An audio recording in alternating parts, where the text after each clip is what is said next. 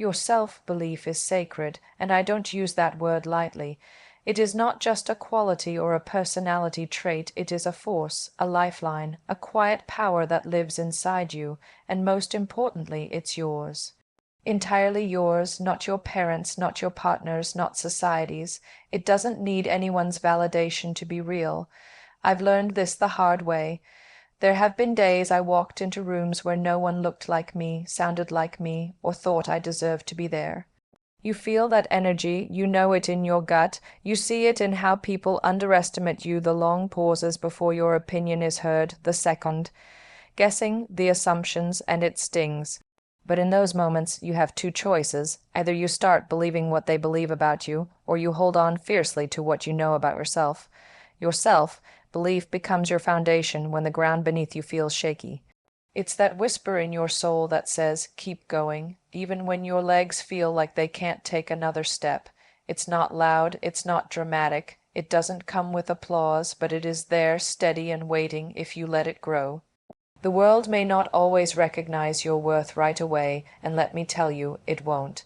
But that doesn't matter half as much as you recognizing your worth.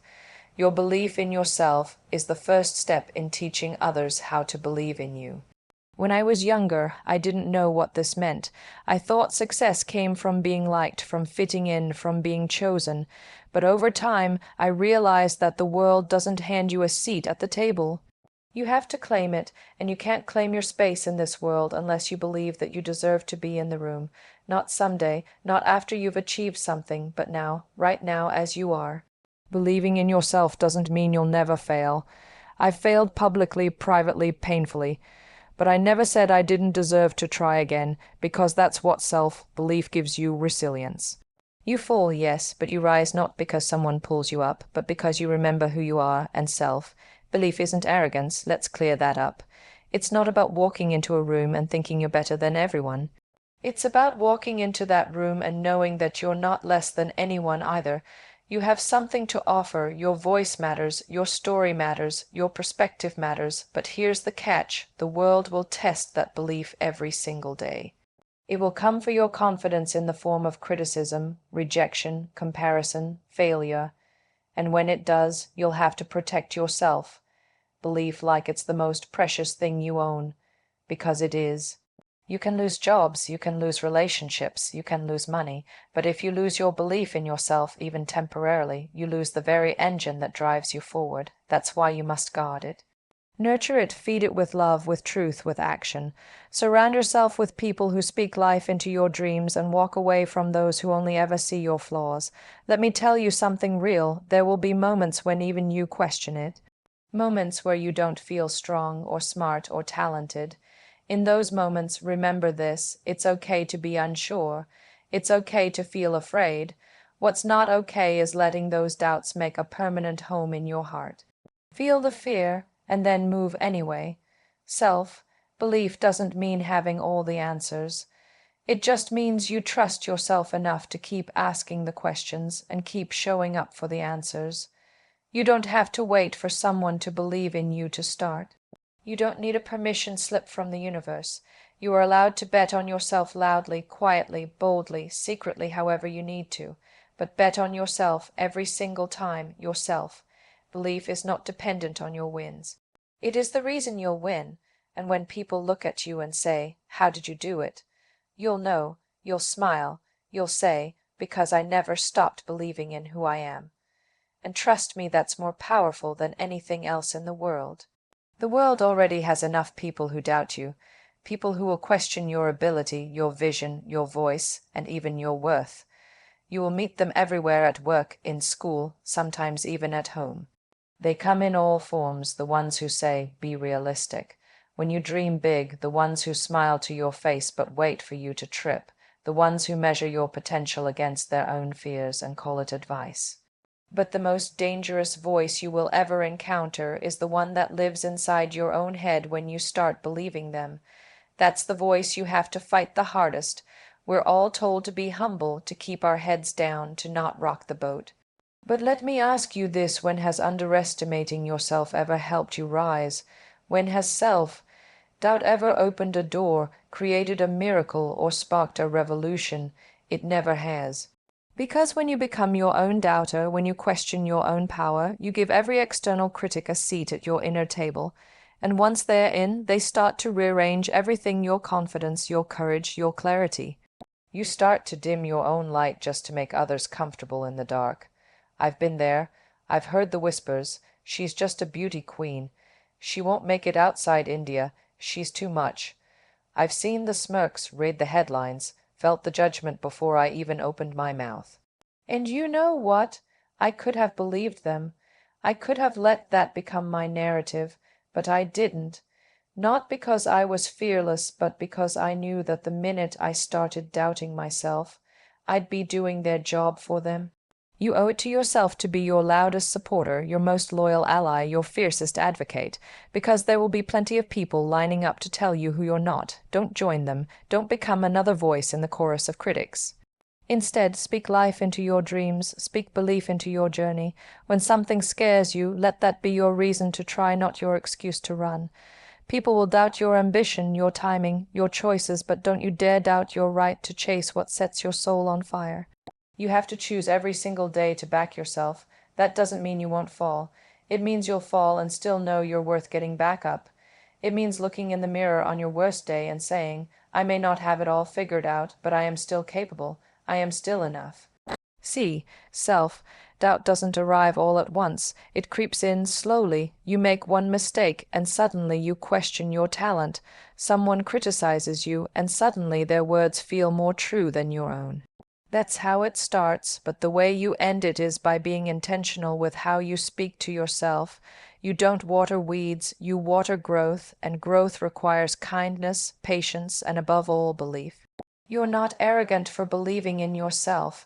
You're not naive for thinking you can do something extraordinary. You're not too much for dreaming beyond what others expect of you. You're just brave. And brave people make the rest of the world uncomfortable because they're reminders of what's possible. So let them be uncomfortable. That's not your burden to carry. There's a quote I love: if people aren't laughing at your dreams, they're not big enough. And I've lived that. When I crossed over from Bollywood to Hollywood, it wasn't seamless. It was filled with people who didn't see me, or worse, saw only a stereotype, but I didn't need them to see me. I just needed to see myself clearly, fully, unapologetically. And that's what I want for you, because when you stop doubting yourself, you start showing up differently. You walk taller, you speak louder, you take risks, because you trust that even if you fall, you'll rise better, bolder, and more aligned with who you're becoming. And trust me, nothing intimidates a doubter more than someone who refuses to doubt themselves. So don't add yourself to the list of people who already underestimate your potential. The world has enough of them. What the world needs more of are people who dare to believe deeply, radically, stubbornly in their own power. Be that person for yourself, for the younger version of you who didn't know better, for the future version of you who's counting on it. Because when you believe in yourself fully, fiercely, you don't just change your story. You give others permission to change theirs too, and that, my friend, is how you become unstoppable. Fear, it's that quiet, invisible weight that shows up before you walk into a room, open your mouth, or try something new. It wraps itself around your words, your actions, your heartbeat. It whispers in your ear that you might fail, that people might judge you, that you're not good enough, not ready, not worthy. But here's the truth: fear isn't the enemy, silence is. Fear will always be there. It's part of being human. The difference lies in whether or not you choose to speak, even when your voice shakes. I can't tell you how many times I've stood backstage before an event, or on a film set in a new country, or in a room where I was the only woman, the only person of color, the only outsider, and felt that fear rising in my chest. My heart would pound, my thoughts would race, that familiar voice would creep in: what if they don't take you seriously? What if you mess up? But I showed up anyway, and I spoke anyway, because courage isn't the absence of fear, it's moving through fear with intention. We are taught to wait until we feel confident before we act. But if you wait for confidence, you'll be waiting your whole life. Courage comes first. Confidence is what follows. The most powerful moments in your life will be the ones where you chose to speak your truth, even though fear tried to choke it out of you. Speaking with courage doesn't always mean speaking loudly. Sometimes it's saying no when it would be easier to say yes. Sometimes it's standing up for yourself when your knees feel weak. Sometimes it's sharing your story, the real, raw version, even when it scares you to be seen that clearly. Let me tell you something personal. I've had doors slammed in my face. I've had people tell me I didn't fit the mold, that I was too Indian for a Western audience or too ambitious for a woman. I've been talked over in meetings, dismissed with polite smiles, and made to feel like I had to shrink myself to be accepted. But in those moments I learned something priceless. The more I let fear quiet me, the more I disappeared from my own life. So I started doing the thing that scared me most. I spoke up. I said what I believed. I asked for what I deserved. I challenged what didn't feel right, not because I always felt brave, but because I refused to let fear decide who I was becoming, and you can do the same. Whether it's in a classroom, a boardroom, a relationship, or a conversation with yourself, don't let fear win. It will tell you to wait, to be smaller, to protect yourself by staying quiet. But nothing grows in silence. You don't evolve by staying hidden. Your voice is your power, and you don't need to be fearless to use it. You just need to be willing to be seen as imperfect, as emotional, as unsure, and still show up with honesty. There is something magnetic, something unforgettable about a person who speaks with truth, not perfection. We've been conditioned, especially as women and as outsiders, to believe we have to earn the right to speak, to wait for permission, to be polished, prepared, and bulletproof, but life doesn't work like that. Life responds to energy, to presence, to boldness, and sometimes the boldest thing you can do is say, "I'm scared, but I'm here." You are allowed to be afraid and still make decisions. You are allowed to be unsure and still take action. You are allowed to feel the fear and still take up space. That's not weakness, that's courage in its purest form. Don't underestimate what your words can do, not just for you, but for someone else who needs to hear them. Every time you speak with courage, you give silent permission to others to do the same. You create space where authenticity becomes contagious. And that's how we change the narrative, not just for ourselves, but for everyone watching us. So next time fear shows up, acknowledge it. Don't fight it. Look it in the eye and say, "I see you, but I'm speaking anyway." And then do it. Say what you need to say. Ask for what you need. Tell your story. Defend your truth. Lead with love, not silence. Lead with fire, not fear, because the world doesn't need more people who are fearless. It needs more people who are afraid and speak anyway.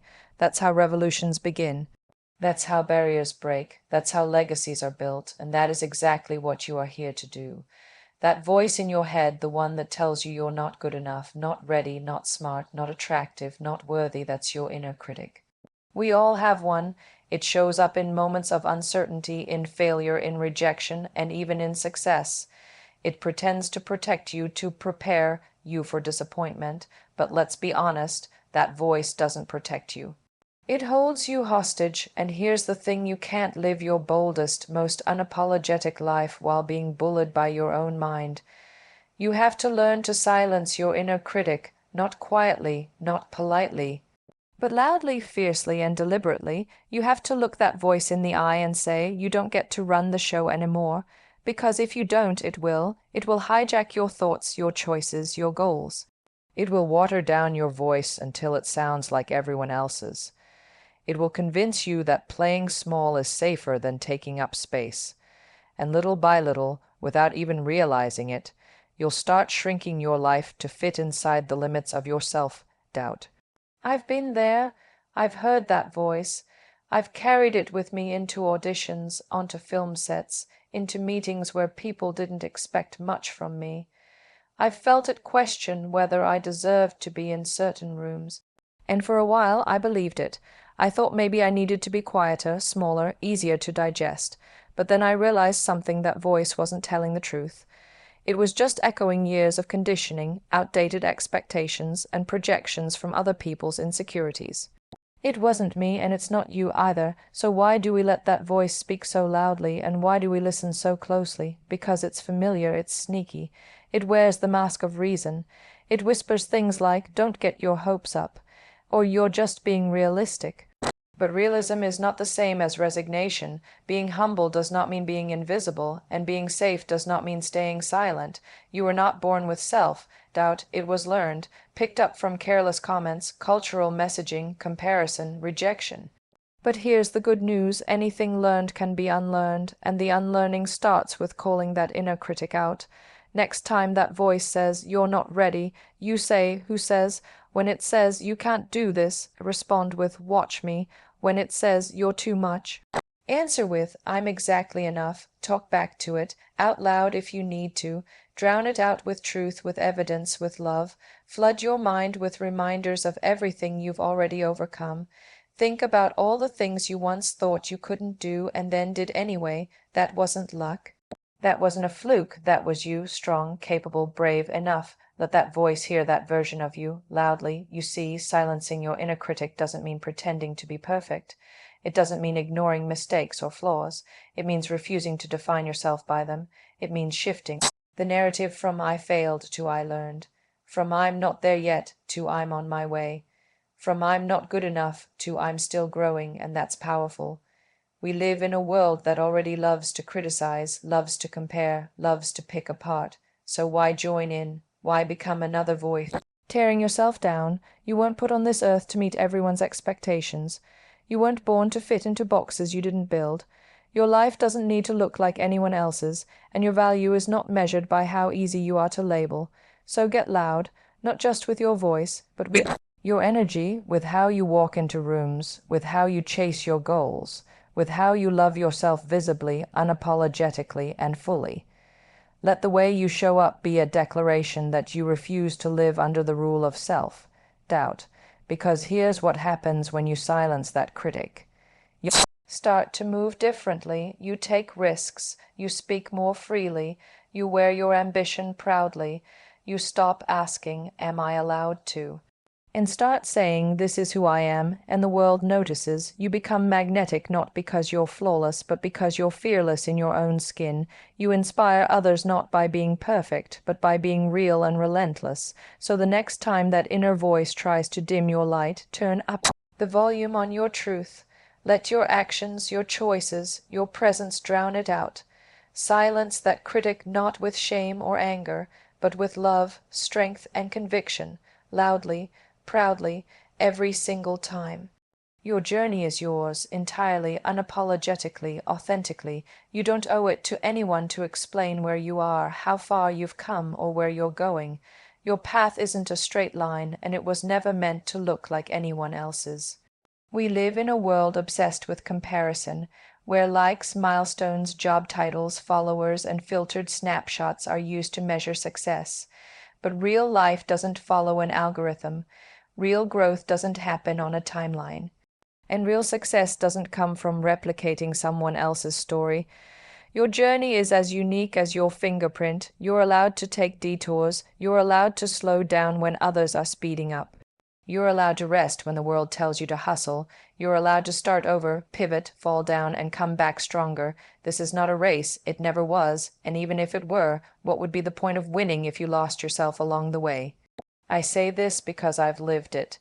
People have tried to define me through their lenses: beauty queen, actress, outsider, too ambitious, too Indian, not enough, too much. But none of those labels ever fully captured my truth. Because they weren't meant to, and yours won't either. Sometimes you'll feel behind. You'll look around and think, "They've already made it. She already has what I want. He's already living the dream." But those snapshots are just that, moments. You don't see the breakdowns behind the breakthroughs, the struggle behind the spotlight, the fear behind the confidence.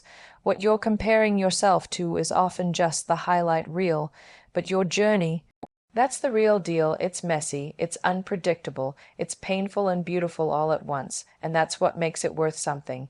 Because you are not here to live someone else's version of success.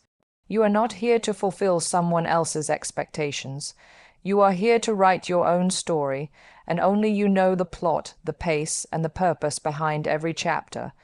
People will have opinions, that's guaranteed. Some will cheer you on, others will criticize you, misunderstand you, try to fit you into their boxes, but that's not your business. Your business is staying aligned with your truth, even when no one else sees the vision. Maybe you didn't follow the right path. Maybe you didn't graduate on time, or settle down by a certain age, or hit every career milestone on schedule. Good. That means you're alive. That means you're growing. That means you're doing it on your terms. Stop waiting for someone else to validate your pace. Stop looking sideways for approval. The world doesn't need another copy. It needs you, fully, deeply, wildly yourself. When I first crossed over into global spaces, I felt the pressure to fit in, to soften the edges of where I came from, to make my story more palatable, but the more I tried to conform, the more disconnected I felt from myself. And eventually I realized the only way to make an impact, the only way to feel fulfilled, was to embrace the entirety of who I am, my roots, my voice, my culture, my choices. That was my power, and it's yours too. Whatever you're building, be it a career, a relationship, a dream, it doesn't have to look like anyone else's. Some people will take the elevator, others will take the stairs, some will sprint, others will crawl. But forward is forward. Maybe you're still figuring it out. Maybe you feel lost. Maybe you're in a season of waiting. That doesn't mean you've failed. That means you're still unfolding, and that's a powerful place to be, because it means anything is still possible. Every detour you take, every delay you face, every door that closes, it's all part of your evolution. And one day you'll look back and understand exactly why it happened the way it did. You'll realize the timing wasn't late, it was perfect. You'll see that the obstacles didn't block your path. They were the path. So honor your journey, every messy, magical, chaotic, beautiful bit of it. Don't shrink yourself to make others comfortable. Don't rush your story just to keep up. And don't let anyone else hold the pen. You are the author. You get to decide how this chapter ends and how the next one begins. You get to define success for yourself, not based on noise, but based on meaning. Be proud of how far you've come. Be gentle with yourself for the days you doubted everything. Be bold enough to keep going, even when no one's clapping yet, because your journey is sacred, and when it's yours, fully yours, it becomes unstoppable. You don't need to explain it. You just need to live it, loudly, honestly, and completely. Pain, it's the one thing we all go through in some shape or form. It doesn't care about your background, your success, or your strength. It finds you when you least expect it, through heartbreak, failure, rejection, loss, betrayal, or the slow ache of being unseen. And when it hits, it can feel like everything inside you is breaking apart. But here's the truth. Pain doesn't come to destroy you. It comes to wake something up. You can let pain bury you, or you can let it build you. Everyone has scars. Some are visible, most are not. But behind every strong person you admire is a history of struggle. Not one of them got there without moments where they wanted to give up. What makes them powerful isn't that they avoided pain, but that they alchemized it. They turned it into something bigger than the hurt, something more powerful than the fear, and you can too. Pain is information. It's a signal. It tells you what matters. It shows you where you need healing, where you've outgrown something, where boundaries are missing, or where you've been too quiet for too long. When you stop running from it and start listening to it, pain becomes your teacher. And once you've learned the lesson, you don't just rise. You rise differently, wiser, fiercer, more grounded. Let me be clear. Turning pain into power doesn't mean pretending everything's fine. It doesn't mean putting on a brave face and pushing through like nothing happened. Real power comes when you allow yourself to feel fully, deeply, when you face the darkness without losing sight of your light. When you fall apart and still choose to put yourself back together, piece by piece, in your own time, in your own way. I've had moments where I felt broken, moments when it felt like the world was louder than my voice. Times when I doubted everything about myself, my talent, my choices, even my worth. But I've also had moments when I realized that every pain I endured shaped me into a version of myself that couldn't be shaken. It carved out strength I didn't know I had, The heartbreaks that shattered me taught me to love myself first. The rejections that stung the deepest reminded me I was not for everyone, and that's a good thing. The failures that bruised my ego gave birth to a resilience that success could never teach me. Pain made me bold, not bitter, not cold, bold, because here's the thing: your pain can either harden you or empower you. You choose. You get to decide if it becomes a weight you carry or a fire you burn. You get to decide whether it limits you or lifts you. When you transform pain into power, you stop seeing yourself as a victim of your life and start owning your story. You stop apologizing for the parts of you that struggled and start honoring them. You start saying, yes, I've been through it, but look at me now. I'm still standing, and not just standing, rising. And your story matters. Every tear, every fight, every scar, it's a testament to your survival. Don't hide it. Don't minimize it. Let it be the proof that you made it through what was meant to break you. Let it be your power. There is a version of you on the other side of pain that is so much more fearless, so much more aligned, so much more you. But you don't get there by pretending it doesn't hurt. You get there by facing it, processing it, choosing to move forward with it, not in spite of it, but because of it. The most powerful people are not those who have avoided pain. They're the ones who learned how to dance with it, how to speak through it, how to lead others out of it. They're the ones who don't just survive. They rise and lift others with them. So if you're in pain right now, let me tell you this: it won't last forever. The ache, the confusion, the emptiness. It will shift. And when it does, you'll see clearly what you're made of. You'll see that the pain didn't destroy you. It introduced you to the strongest, most powerful parts of yourself. Use your pain as a reminder of what you've endured. Let it fuel your fire. Let it sharpen your focus. Let it ignite your voice. You are not weak for having felt deeply. You are powerful because you made it through. Turning pain into power isn't about erasing your past. It's about rewriting your narrative. It's about saying, this happened to me, but it's not the end of my story. In fact, it's the beginning of the most powerful chapter yet, so wear your scars like armor. Speak your truth like fire, and walk forward knowing this: what tried to break you became the reason you rose. Pain may visit, but it does not get to stay. You, on the other hand, you are just getting started.